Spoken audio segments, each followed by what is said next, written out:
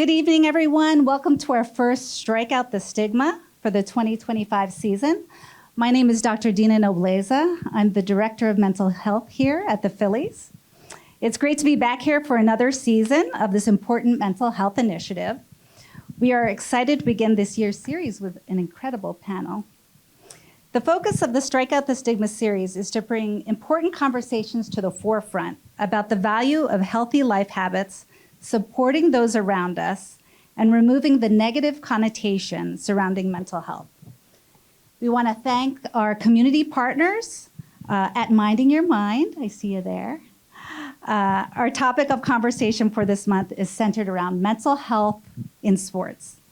Tonight we will be recording this and distributing the panel for fans to view across the tri-state area via Phillies.com and Phillies podcasts. We thank those of you who are here with us today. As a portion of each ticket purchased for Strikeout the Stigma will be donated back to tonight's nonprofit beneficiary, NAMI. We have some NAMI folks here. Yay! Thank you very much. So we're lucky to have an incredible panel, so we'll go ahead and meet them. So first off, I'd like to introduce my counterpart from the San Francisco Giants. Please welcome back to our Strikeout the Stigma panel. This is your fourth time here, Dr. Shayna Alexander.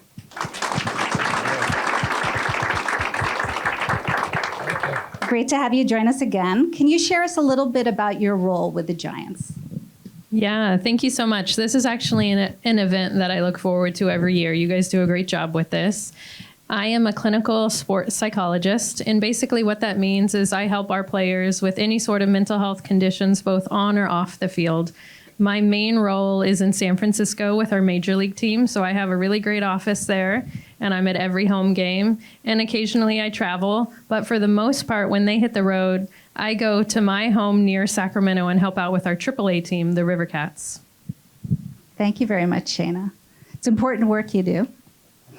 Our next member of the panel is also from the San Francisco Giants. Please welcome former Major League outfielder and current mental health advocate for the San Francisco Giants, Drew Robinson.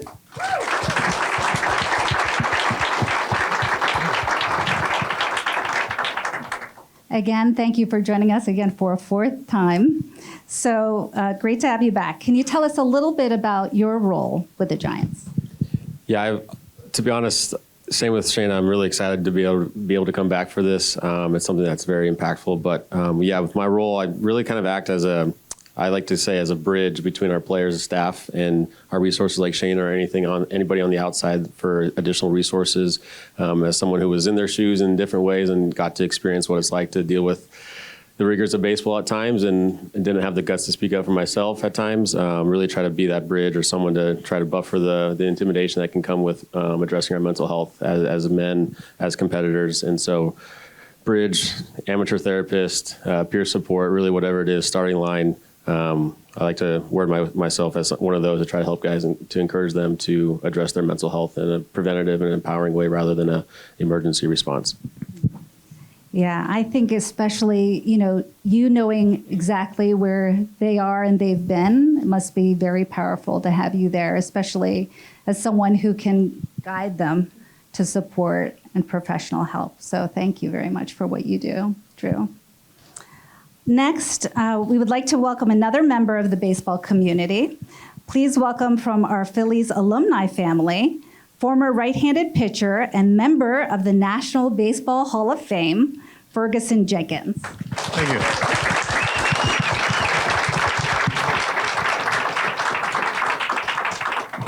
Thanks for joining us here today, Fergie. Can you tell us a little bit about what's brought you back to Philadelphia this evening? Well, I hadn't been back here since I was a coach in the 90s. So I think the biggest thing was Jackie Robinson Day, that I made an appearance at the park this morning. Awesome. Quite a few fans, a lot of kids, a lot of kids that don't know the history of the game of baseball. Okay. And the one nice thing about it, it's not a stigma, but I think it's something that kids ought to learn who was the first Afro-American player to be in the big leagues. And Jackie was the first, Larry Doby was the second. And when I talk to youngsters, I try to tell them that segregation was part of the South when I first signed in '62, right out of high school.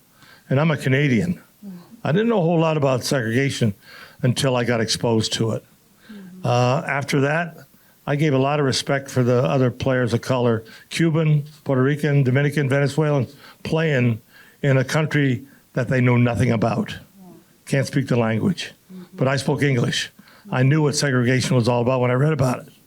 And the first team I played for was basically in the Philly organization was the Miami Marlins in 1962, and we stayed at a hotel called the Sir John. They burned it down in 1968 with the riot. But I understood, I felt safe on the field. Name calling, rocks throwing, that never bothered me. I was on the field. I think once you leave the ballpark, totally different atmosphere. I just tried to stay with my teammates and let the world go by. And I was very successful doing it. Oh, for sure. Very successful. Yeah. But I'm sure it was a sort of challenging time for sure. But, we're glad to have you here on Jackie Robinson Day. That's the reason why we have it, is for people to, especially the youth, like you said, reminding them of this special day. When you think about something of that magnitude, especially having every team and every baseball player puts a uniform on, wears 42, what Jackie Robinson did for players of color like myself. As I said, safe on the field, doing what I thought was going to be good for me as a professional athlete. I had a God-given ability to throw the ball pretty hard, to make it work, try to win. And I was very fortunate. I won early. Didn't stay long in the minor leagues, and got to the big leagues. Wonderful. Yeah, thank you, Fergie. Pleasure. Finally, we have another member of our Phillies family joining us on the panel tonight. Please welcome 2008 World Series MVP, Cole Hamels.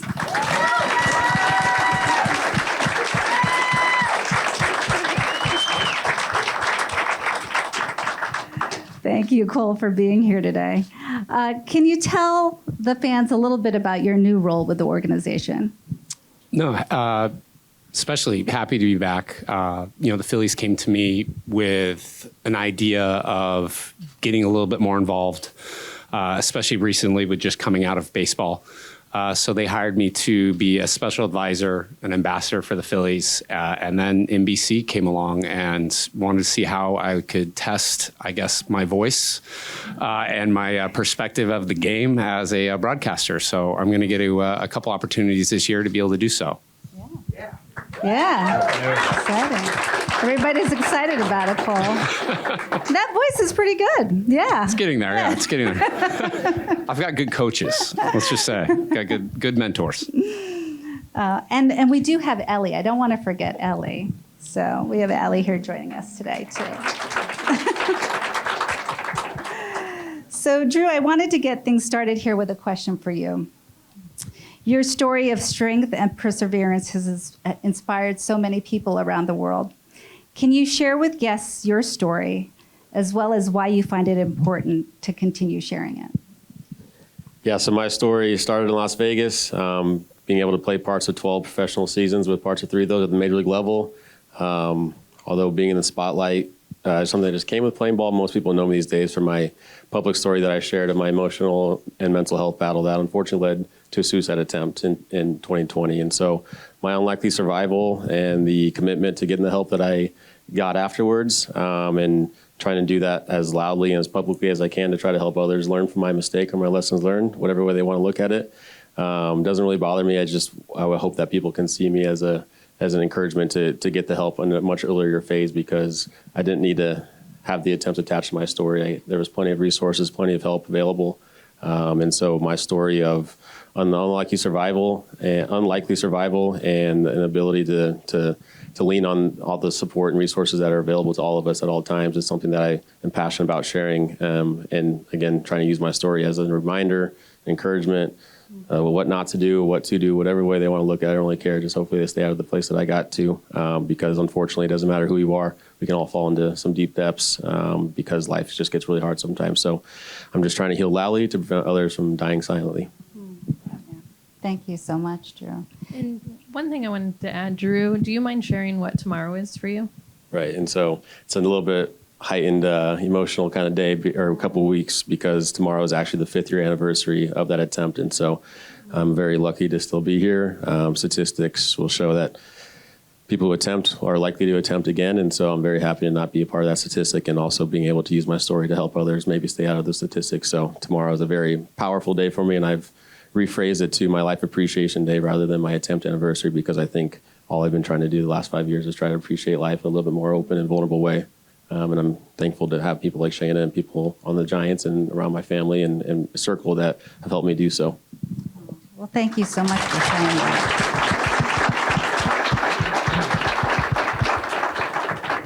Is there anything that you make sure to do on your appreciation day? Yeah, honestly, it's something that's pretty interesting leading up to it, because there is just this natural anticipatory expectation kind of feeling that runs through my body of it needs to be heightened, it needs to be this, it needs to be that. But really what I've learned the last couple of years is just let it be. But yeah, I definitely have a lot more intimate conversations with my family, my parents, and really the first couple of years I did try to have a get together with my group, especially with it being 4 days before my birthday. It's kind of an interesting dynamic of the Life Appreciation Day and then my birthday. So we try to just lump them together and just get together and share some love with each other, because I spent a lot of my life trying to act like love is a soft term. Where now I realize it's the strongest thing I can do and part of my vulnerability actions. And so I just try to connect with the people I love and the people I'm around. And so with the Giants being those people, it's really easy to do that within my Life Appreciation Day tomorrow. Oh, thank you so much, Drew. Yeah. Shayna, Drew, building off of Drew's answer, how has his story impacted not only your group with the Giants mental health team, but the whole organization? I can't believe it's already been 5 years, because it feels like it was seriously just a few weeks ago. So it was actually my very first year with the Giants that Drew attempted suicide, and it really shook the organization. It was tough for everybody to hear the news. I remember that call that we had with the team. We had a Zoom call and we shared the news and how the guys reacted. It was really tough. And I think even just having this reaction in this moment today kind of speaks for itself, that it's been hard for all of us and scary. And I think what we learned from it is mental health doesn't discriminate. It doesn't matter who you are, how well you're doing, how successful you might be. We're all human, right? And we can all have these struggles. And so I think it just really shook us up, and it created a lot of conversations that were positive conversations. And we took mental health to the next level. So we created a mental health team, and we hired Drew as part of that team. And one of the reasons we did that, and I've told this story quite a few times, is he came back as a player and at our AAA level in Sacramento. And that very first time I went to Sacramento, I had about 6 guys come up to me and say they wanted to talk. And I thought, whoa, what's happening here in Sacramento? And once I started sitting down with those guys, they said, well, Drew talked to you, and he said it would be a good idea for me to. And I thought, I have given so many stinking presentations to these guys. They never even listened. And Drew goes, and like within a matter of weeks, he has a line at my door. And so I knew that he would make a big difference for the organization, that they hear him as a peer differently. And so it's been really huge to have him as part of our team.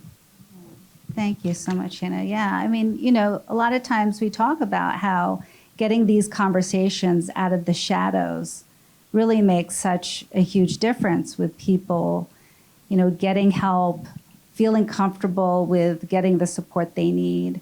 So, you know, I think that that's, you know, why it's so important, the work that you and Drew are doing. And I think also why I'm so extremely have such gratitude for all the people here today, right? Because that they can hear these stories, but also sort of bring them back to other people in their lives and spread the message about mental health and mental health awareness and the importance of taking care of oneself and seeking out support. So thank you. So Fergie, tonight we're celebrating Jackie Robinson Day across Major League Baseball.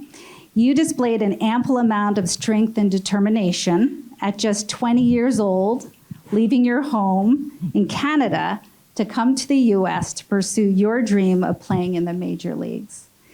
Can you describe to our guests the challenges you faced at a young age in your professional career? Well, leaving Chatham, which is a very small farming community, all blue-collar workers, the scout that worked with me the most was probably Gene DeJura. He was a local high school history teacher, kind of was my mentor along with my father. I was an only child, and defeat wasn't something that I got exposed to. I wanted hockey, I wanted basketball, I wanted baseball. Those are the three sports I really enjoyed playing. Tony Lucadello signed me to a very small bonus contract and said, we're going to send you to Miami, which it didn't work out. They sent me first to Williamsport, is where I met Richie Allen. And Richie and I became friends. When I look back, because I mentioned earlier, segregation was part of the South. Losing was not part of what I got exposed to. And when I first went to Miami, we had a losing ball club. I was only there 6 weeks. And it didn't really affect me until I got an opportunity to go to Major League camp and spring training, which was in Clearwater. And I met a lot of winning ball players. And I think that really helped. There's a saying in baseball, if you get 10 at-bats and you get 3 hits, you're a 300 hitter. But whatever happened to 7 outs that you made? And as a pitcher, in a starting role, I got to pitch every 4th day. One year, I lost 16 ball games, but I still won 20. And I think the perseverance of being out there day after day, I had something like 39 to 40 starts. That definitely helped. But I'm a happy individual. Things don't bother me. Some deaths I've had in the family. I've lost a couple of wives, one in a car accident, one to suicide. So, I look back because, as a young man was saying, maybe you don't get exposed enough to it to understand that death is part of us. We get born to die, is what it is, really. We're not going to live forever. I'm 82 years old. The day's going to come, like I see my father pass away because he had a stroke. And he had a similar stroke, and I couldn't get home in time to see him pass away.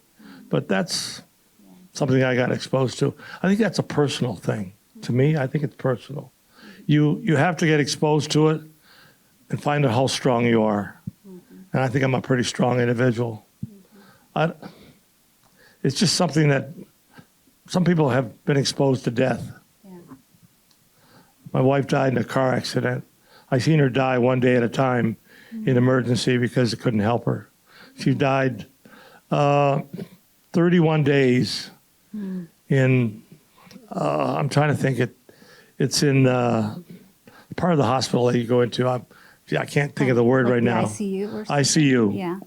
And I got the call the day to go to the Hall of Fame, and I got inducted. And I went to the hospital to talk to her about it.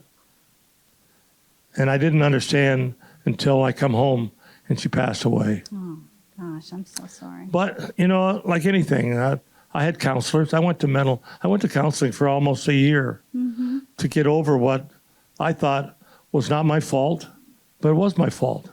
And it took a while for me to understand that. Yeah, like, Drew was saying, life, I think a lot of times, especially, on social media, we see a lot of the happiness and the sunshine and rainbows, but life is hard. Totally. Right? Yeah. And there are lots of things that we experience as human beings, including loss, unexpected loss, lots of trials and tribulations. And so, it's important to be able to talk about these things, right? Whether that's with people we love or mental health professionals, and the more support that we have, the better we can get through some of those hard times. Counseling really helped me. I was in a room with 7 or 8 different families, from drownings to car accidents to fire. And as another individual, you're sitting there going, how do I cope with this? They're coping with it too. They lose a family member, and I lost a wife, car accident. But, I'm not sure if it's the counseling you hear from a minister or someone who is a counselor that's trying to help you. How can they help you? I just told myself, I got to be strong. And my family really helped me. I had 3 young girls at the time, and I used to always talk to them on the phone, Kelly, Dolores, and Kimberly. And Raymond, who I adopted, it was his mother that got killed in a car accident and stayed in ICU for almost 31 days and got pneumonia and passed away. And it's just something that if you get exposed to it, I think you can handle it, but you got to get exposed to it. And, it's good that you're surrounded by other, My loved family ones and members family really helped me. supports. Yeah. Wonderful. Thank you so much for sharing, too, about your own experience in Right. counseling. Yeah. Cole, this question is for you. Being drafted in 2002 by the Phillies and holding your retirement night here at the ballpark last season, you had the rare opportunity to pitch across sports parts of 3 different decades. How has mental health awareness changed across the league since you made your debut? It really has been more exposed. It's something where it's needed, but as Drew said, as a guy, there's that stigma that you're a warrior, you're strong, you can do anything, you can accomplish anything, you only need yourself and, a goal. But we are always moments away from failing and spiraling down to something that you can't get out of. That is sports. I mean, it's considered the game of failure. The ones that succeed are the ones that probably failed the most. They just knew how to get out of it. It's definitely changed. I think when you first come in, when I did in the 2000s, you had your teammates, you had your coaches, but you always had some mentor that you could latch on to, that you could trust. And I think that's what really it takes, is it's somebody that you can trust. And as professionals, there's a lot more trust that goes into it because you guys have the experience, the education. But when you're grasping for anybody, you don't know who to trust, so it takes time. And a lot of times you revert back to either family, a coach that you had in the past, somebody that might not even be on the field with you. And then you learn to build that camaraderie with your teammates. And that's the bond. And you kind of go from there. But I was exposed to it a little bit when I did get to Texas, and especially when I got to Chicago, because by that time it was becoming something that was more known, more popular, and more accepted. And I think that has really helped everybody in general. It doesn't take away from the sort of mental toughness. I think it makes you a lot more tough to be able to actually explain and expose your feelings and your emotions so that you can become better. Yeah, I think you're right. Like a lot of times the discussions I'm having is that, it's a brave thing to come out and seek help, so we have to remember that. Another thing I've been thinking about is how we often talk about baseball as a game of failure, but I almost think we should be sort of rewriting it as a game of resilience, so, right, it teaches you a lot. As a roommate. Yeah. They don't have it. Guys on the road now live in a suite. When I played, true. we had a roommate. I mean, you can discuss a lot of things with your roommate, personal or true. baseball. Mm-hmm.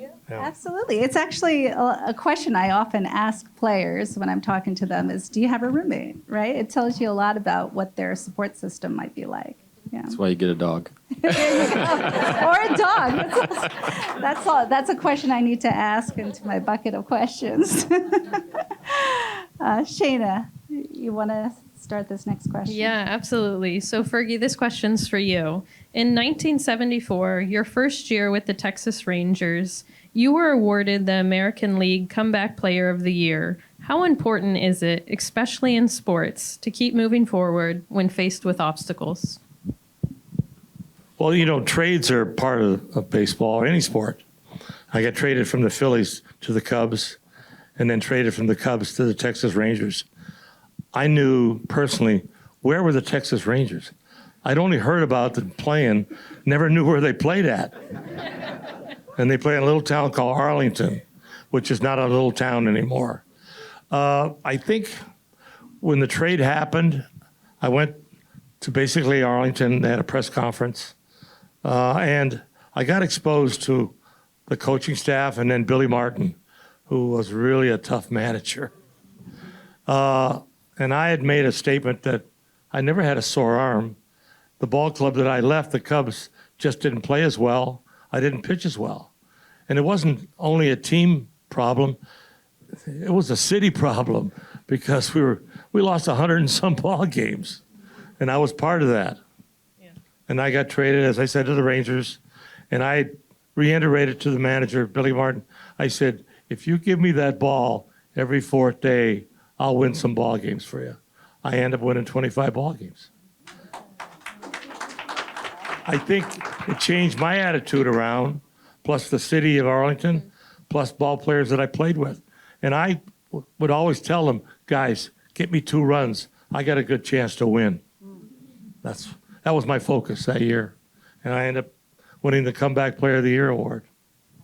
That's great. Thanks for sharing. Drew, this question's for you. You've helped so many people by sharing your story. One thing you continue to touch on is picking up on signs and struggles early in your mental health journey and what to do once you've acknowledged them. Do you have any advice for this group in the room about the signs that you may be experiencing mental health concerns? I always just think of the proportions of emotions and reactions for, again, just kind of like regulating myself.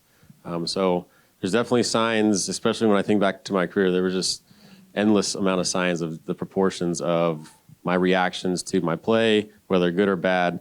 And now that I know what it's like to dive deeper within my emotions and my lifelong journey, is that those are just a surface level of some deeper things that I was unwilling to address.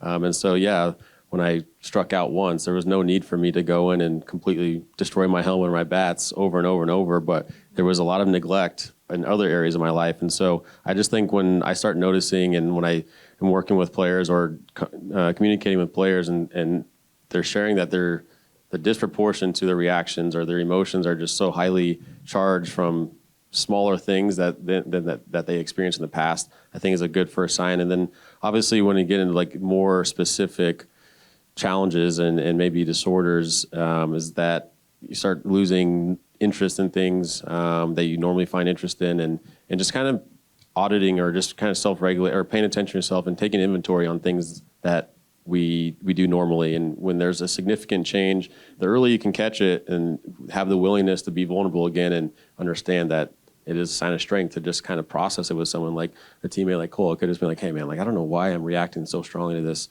Have you ever gone through a time where you just don't know and you have that peer support, you have that conversation, and just an exploratory conversation where it doesn't need to have a fix overnight, it doesn't need to have an answer. It's just a way to process and get things off our chest, because what happens, I learned, is that I just kind of kept on stuffing things under the rug. And before you know it, it just got too much, and I was carrying around a weight that was just so unnecessary, and it just got bigger and bigger.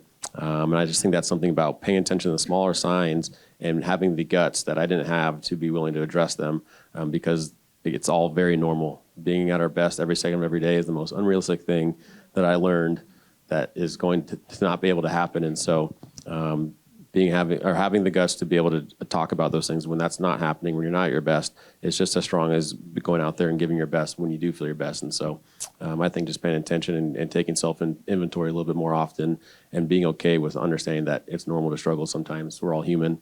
And the reality is people around us know the feeling. I can't tell you how many times, again, I've been reminded that it doesn't matter who I'm talking to, we all feel very similar things just from completely different external circumstances and stimulus. And so you realize you find a connection with people around you even more because you're willing to be vulnerable and open up and connect with people a little bit more often. And then you can get back to the regular day-to-day stuff and not have to talk about it every second of every day. And I think that's something that I've learned is a really cool trait and something that, again, I take pride in. Drew, I think you're a happy individual. just to listen to you. I like to think That's so it, as well. because you smile a lot. I noticed that today in the dressing room. You know, that's what people don't smile enough. I mean, I commit myself to being a happy individual. I don't get down for some reason. If I was fishing and the fish got off the hook, hey, I'm going to try to catch another one. But Drew, I seen that in Drew. He smiles a lot, which is a good sign. It does help to smile. Oh, doesn't it? definitely. Yeah, even if we're not feeling it, when we smile, it can make a difference to our brain. Plus, he's a dog owner. Yeah. I was a dog owner. I love dogs. Yeah, I know. Yeah. You should. Everyone get a dog, right? Like Oprah. You Yeah. get a dog. You get a dog. You get a. Basically, that's something that you take care of. Yeah. It's not an individual. Yeah. It's a thing, but it's not really a thing. I The don't dog know if you listens. can say The that. dogs just. I raised horses for like the longest family. time. They understand what you're trying to get to them. It's not a command thing, but they know love. Oh, absolutely. How do we have dog owners, pet owners? Yeah, we got a lot of happy people here. Yeah. Yeah. Fergie, so you've made so many friends throughout your baseball career. Some have even joined us here tonight in the crowd.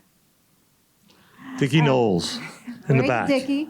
Yeah, there you are, Dickie. I was his best man at his wedding. Yeah, Yeah. that's great. Super individual. He's a great individual.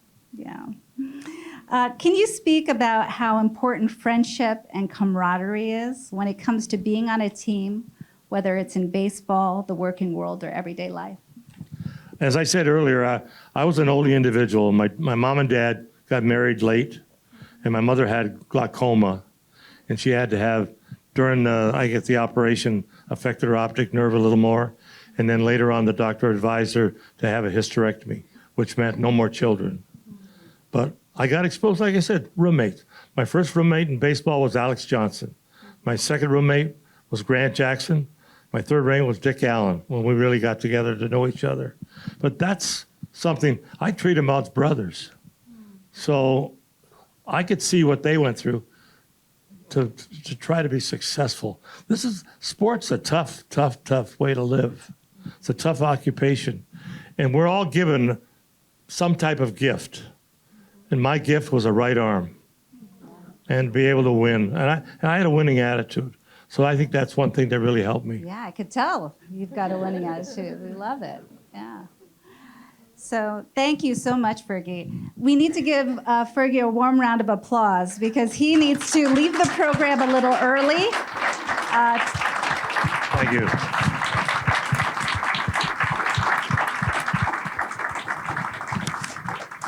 So thank you so much, Fergie. Pleasure. I know that you're throwing out tonight's ceremonial first pitch. So Trying to, yes.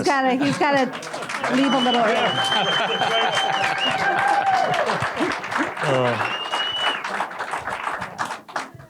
We'll see. All right. Do I leave this way? Yeah. Whichever is You go the right down. safest. Yeah, right now you got boots. Good. Take care. Thank you. We get Elliot. Yeah, Ellie can sit up there. She's gonna have to answer. She's gonna have to Front answer some center. questions though if she sits there. Yeah, come on, Ellie. Oh yeah, my gosh. Oh, too much. All right, this question is for Drew. We're gonna have to make up some questions for Ellie too. I know, Gina. right? Ellie girl.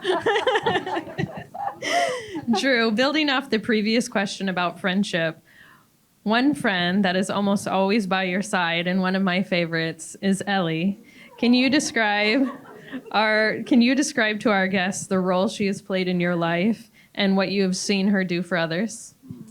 Yeah, so she's my service animal, and so she's been with me on the road everywhere I've gone the last 5 years. And I jokingly but seriously call her my natural antidepressant because, it's something that I didn't expect it to go as well as it's gone so far. I've started to travel with her, and especially with the baseball lifestyle, I've never seen a dog in a clubhouse, and so I was the way it happened was very organic and it came together in a very natural way. And I'm thankful for that. But it was something I was like, I don't know about this. I don't know if I want to be that guy, bring a dog everywhere. But now it's something that, like I said, now that I've done it, I'm kind of surprised of how I was able to do it for so long without her, and without a dog. And so it's been something that's been really cool, not only for myself, but like Shannon said, for our team. It's something that's just, it's the most natural interaction with a dog and with an animal, as we all know. And so we have a tough game, like see you guys sneaking over, having a good little moment with her to kind of like boost morale, even though we're not supposed to be happy after the loss.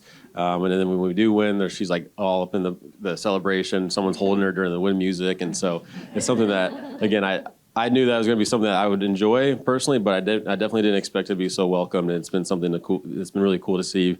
I guess since I don't have kids, it's the closest thing I know. It's like a proud dad moment of seeing her just be embraced in such a good way. But yeah, I mean, like I said, the natural antidepressant and just kind of have someone with me on the road in the hotel rooms and stuff like that is something that is kind of one of the most valuable things I have right now.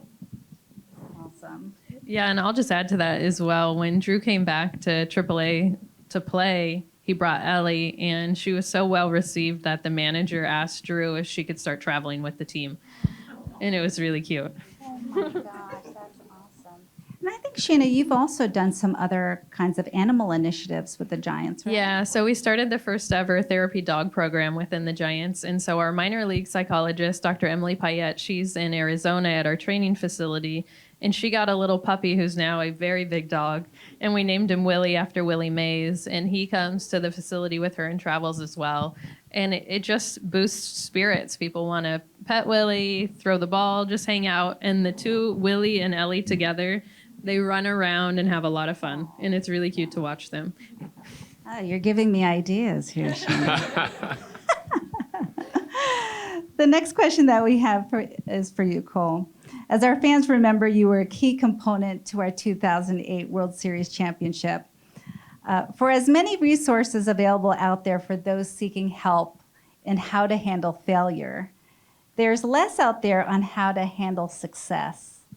So how do you personally stay grounded and continue to grow when experiencing success?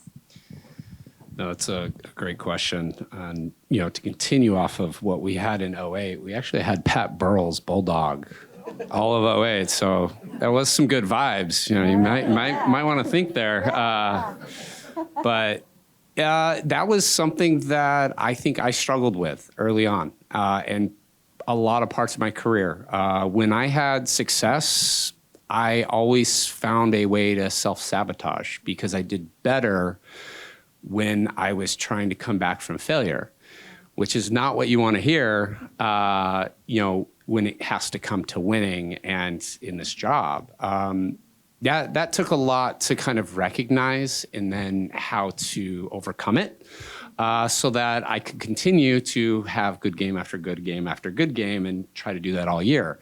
There is success. It adds a lot of pressure.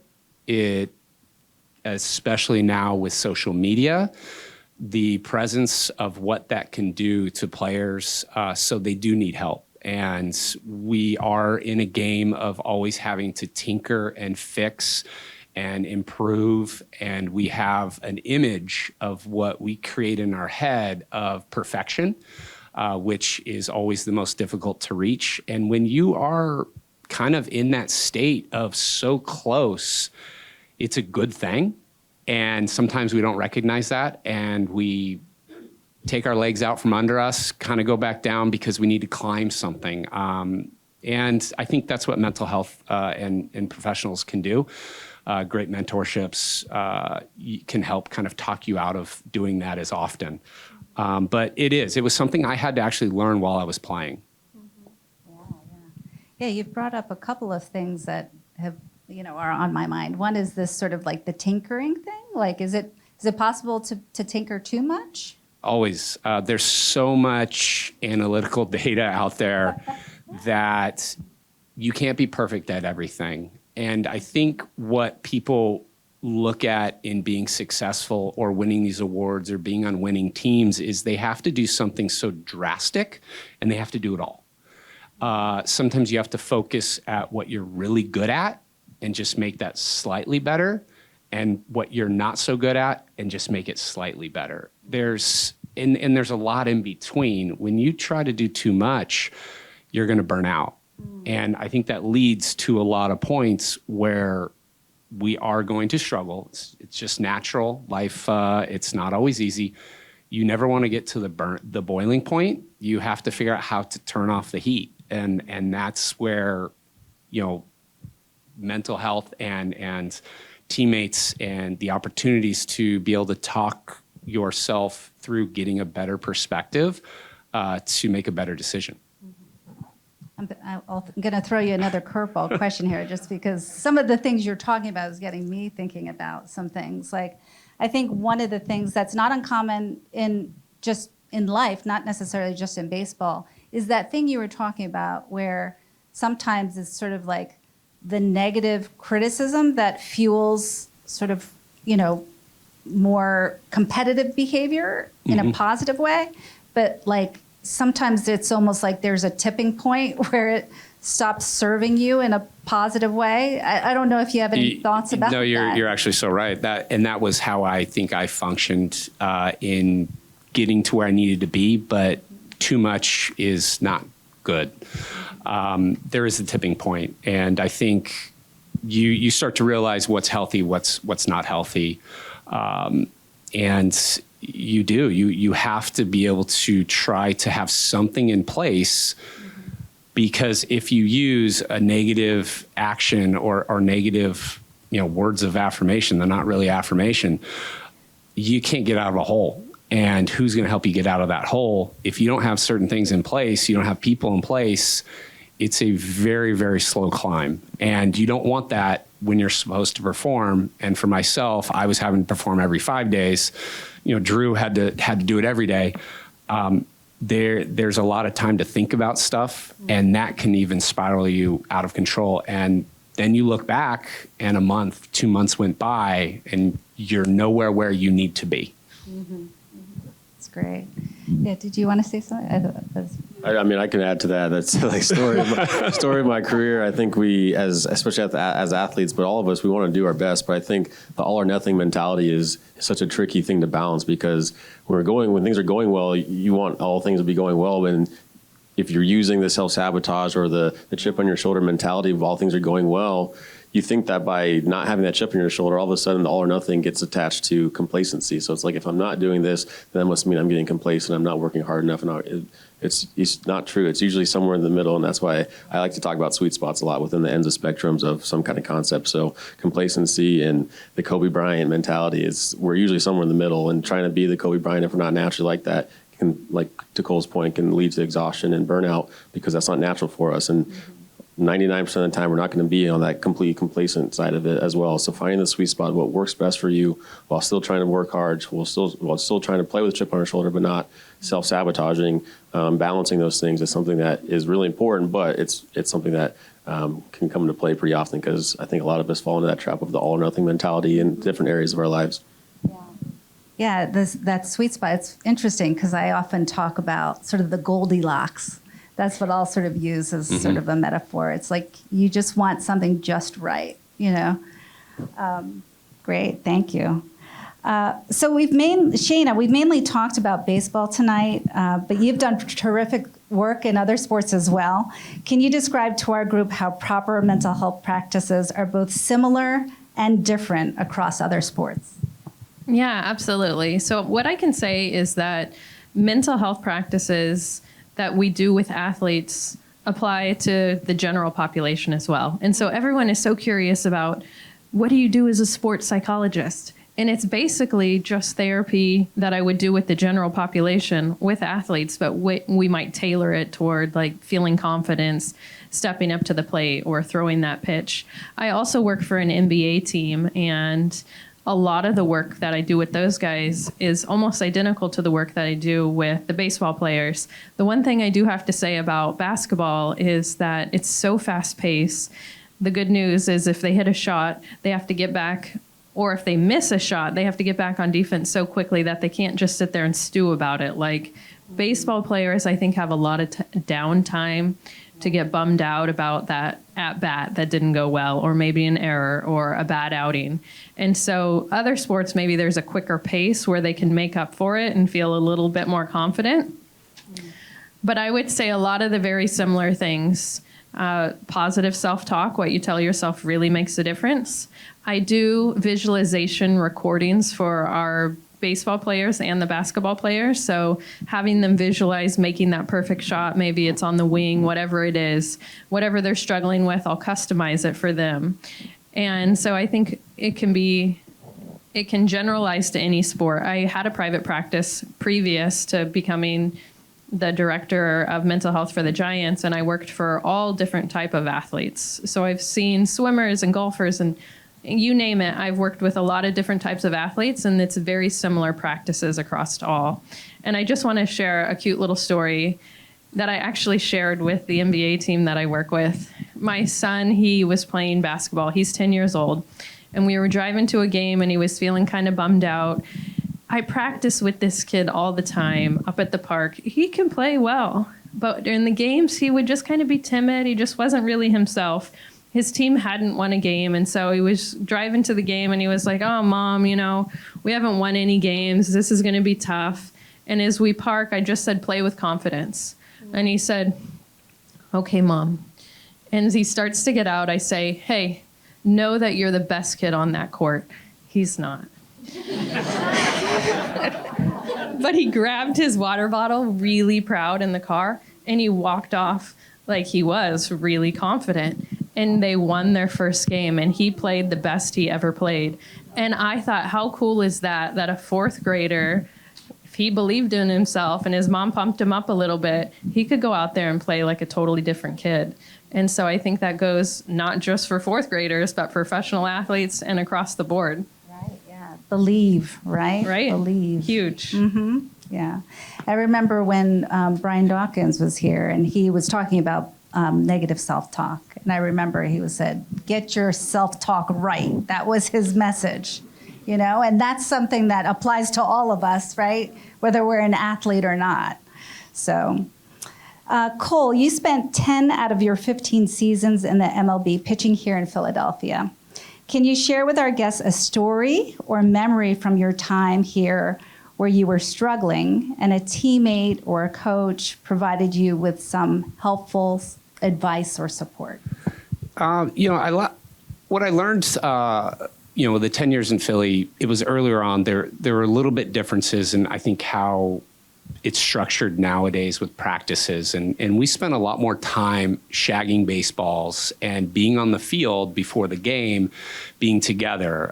Batting practice would be a little bit almost over an hour. So you're spending time with guys, chatting with them, talking, about baseball, talking about life.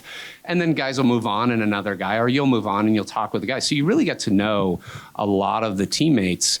And that was something that I learned from them was we would always be critical but try to finish it off with something positive. So we always were trying to teach each other something, or we identified something you might have done wrong in your game, and we would talk about it, but then we would finish off the conversation before we ever left with something positive, something that they did really, really well, and something that they saw they couldn't wait to see as we got back out on the mound, or if they were going to go take that at bat today. So I learned about trying to have some sort of way of communicating better. And then you have Philadelphia. It taught me all about not listening to the radio. Put in a lot of positive music. Now you're going to be the person. And now I'm that guy. Great. I've got it again. I've got a balance. And that's what I learned. It's communicating. How can I communicate the right way? With you point something out, which they might have struggled with, but then you turn it and something that they do very well with, so that they can think about it, but they're not leaving with something negative. They're actually going to leave with something positive, and then they'll go address what they need to address. And I don't think it feels as bad. But yeah, Philly did teach me a lot. I think with winning a World Series here, you got to better understand the passion of what sports is and what it really means to be a part of something bigger than yourself. That's really what winning a championship is. And you do it with your teammates, and you have a forever bond. So I do. I still talk to almost 90% of those guys. We still talk and communicate, and we're happy to see each other because we have that positive memory. And every time I come back to Philly, just how impressive and the response that you guys have given me. I feel very fortunate, to play a game, a sport that I loved, for it to have even a bigger impact and a bigger meaning. So I thank you guys for what you guys did for me. Thank you so much, Cole. So we're nearing the end of our panel. Before we let everyone depart, we want to ask one final question to sum everything up that we've talked about this evening. This can also serve as a call to action. How can we as a community spread awareness of the importance of mental health? Shayna, we'll start with you, then Drew, and then Cole. I think just keeping these conversations going and not being fearful to be vulnerable. So at the start of this panel, you asked the question about Drew.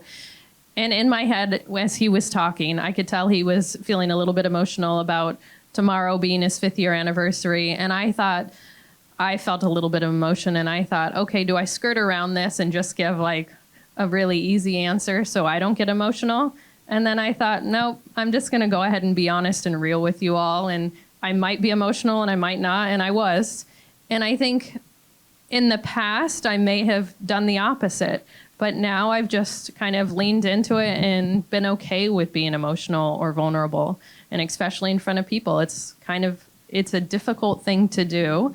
And I'm trying to embrace it more, that it's okay to be emotional. We all have emotions and feelings at times, and being able to talk about it and be open about it is really important. That's awesome. Owning our authenticity, right? Such an important message. So thanks, Shayna. Drew? Yeah, I think double down on the normalizing of this. I think it's something that, I think old me would have thought it just needed to be this completely complete life change and lifestyle change and have a groundbreaking kind of finding within my own personal development or my journey.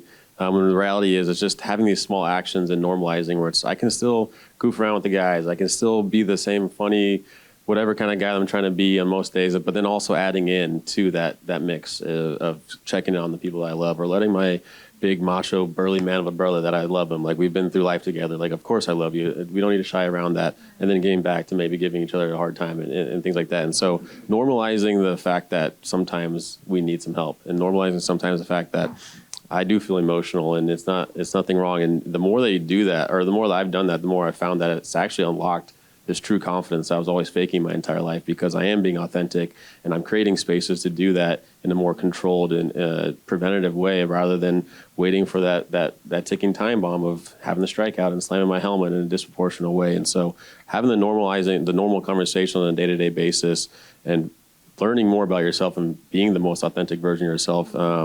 I don't know the science behind it, but it's just something that allows a little bit more freedom, a little bit more play within life and all the different environments and settings that we'll eventually experience. Because at the end of the day, I didn't realize I was just trying to be a one-trick pony, trying to be this tough guy, confident guy in every scenario of my life, when the reality is I don't need to be like that every second of the day. And when my mom has a really tough day, I don't need to be this big macho guy of a person. I need to be a supportive, nurturing, empathetic, loving son. And so adding more tools to the tool belt is something that I think it's only done by normalizing these things and understanding that life is going to call for different characteristics at different times, and that's totally okay. The more you learn, the more that I've learned that, the more balance I've found, and the more that I've tried to fight that and let my ego and my old self take over, the more challenges I've had. And so it's something that I think that we can all do a little bit more often and just normalize it, because we all experience the worst day of our lives. We all experience the toughest stretch of our lives, and to compare them with others and to understand that I need to hide this is just irrelevant at this point. It's a very outdated stigma. And so acting on that, being a little bit more authentic, a little bit more open more often, and then getting back to the normal self, the normal regulating self that we feel is our better self, I think will happen a little bit more efficiently.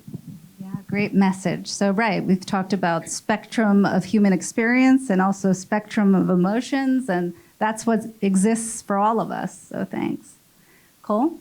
I think a big thing is, we have access to a lot of technology, and, we can always check in on the people that we're around, the people that we love, even the people that we come in contact on a daily basis. I think it's being genuine to people and really giving them a better feel for how you're questioning, or just, like you said, being authentic in a way of checking in. And I think if we're able to check in with people, that's where the communication starts. That's where the openness starts. I know I struggle with it all the time. I have to slow myself down. And I think if there's times where, we can slow ourselves down each week and, check in with our group, our core group, our friendships, I think that's a good bond to have. And then that kind of spreads. Great. Yeah. So social connection and how important that is for all of us, and staying connected with each other and not being afraid to check in, even if somebody, doesn't seem like they want to talk, even just saying, hey, you seem off, or you seem like you don't want to talk, but I'm here to talk, right, with you and hear you. Yeah, we have to break through. Yeah, exactly. I think even just the offering of that, they might not be ready to talk right that moment, but they'll remember that seed is planted. Maybe a week from then, they have articulated what they need to talk about, and they say, hey, you offered this a week ago. I wasn't really ready then. I was a little overwhelmed. It's not normal for me to just kind of on the spot talk about it, but I do feel like I need some help. Are you willing to talk about this with me now? I think that door opening is something that's huge, where the space is just available, even if it's not being utilized right that second. That's right. So thank you so much for these powerful messages. I mean, I am amazed. I'm sure you are amazed too. So can we get another round of applause for our panelists?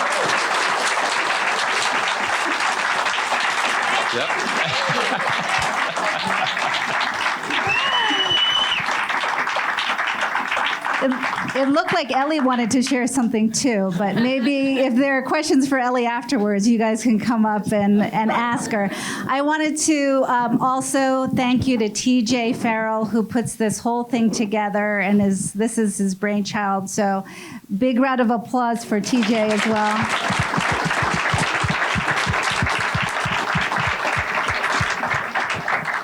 And we'll end, as we end all Strikeout the Stigma programs, with a Go Phillies. Yeah. Go Phillies.